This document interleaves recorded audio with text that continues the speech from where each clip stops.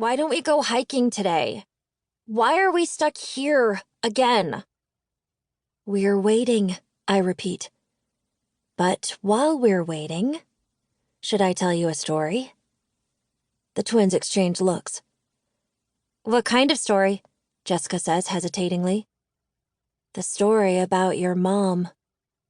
What kind of story would you have that we don't already know? Jane asks.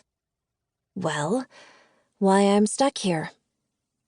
We've seen the tabloids, Jane says, rolling her eyes. That's not the story, I say, slightly horrified that she would have read any of that trash. That's the screwed-up fairy tale. Jessica crosses her arms. Jane mirrors her. I sniff. I just figured you were old enough now to know. Know what? It doesn't matter which twin said it. I'm lost in my own world again, remembering Ted and Brandon and Millie and Trey and Anthony and Olive. Where do I start? Do I begin in 2007, when the twins were just 2 and I was sentenced to this new life? Do I tell them it was only supposed to be temporary, but that it kept getting extended over and over again, and it's still not over, years later? Once upon a time, I say, and the twins groan in unison. You really don't want to hear this? I ask them, surprised.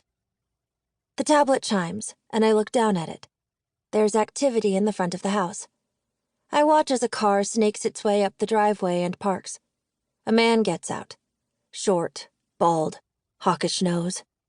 He pulls his pants up over his belly with a snap and moves toward the front door. Maybe this can wait until later, I say. The man has crossed through the kitchen and appears in the back doorway. Hi, Dad. My father has no interest in mangoes. Inwardly, I curse, but I smile at him with my winningest grin. It's Tuesday, which means it's social media day. I'm already made up, though I know I've eaten off my lip gloss, and wearing a high-waisted bikini. He's already pulling out his phone and aiming it toward me. What today? Maybe a monologue from Third Time Around? I say. He grunts in affirmation. He didn't even say hello when he walked in. I swipe under my eyes to make sure my mascara hasn't run and clear my throat. The twins escaped the moment their grandfather came into the backyard, and I don't blame them. Make it a happy one, not a crying one, he instructs. So I do. I pull out one of the scenes from season 11. Or was it 12?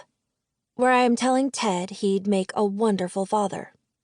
Not to me, of course. I played his kid sister. But to the child he'd conceived with his fiancée, Natasha. I forget the actress's name now. Natasha was just the character's name. I deliver the monologue with a warm smile. Good, Dad says, and pockets his phone. I brought over your mail, he continues, placing it on a deck chair. There's a heap of cards in the pile, from fans who sign #HelpHayley on the backs of the envelopes. Dad lets me have them because they improve my morale. But it doesn't change the fact that he still controls my life. Can the girls and I go hiking today? I ask. No, I don't think so, he answers. He places a Visa on the table.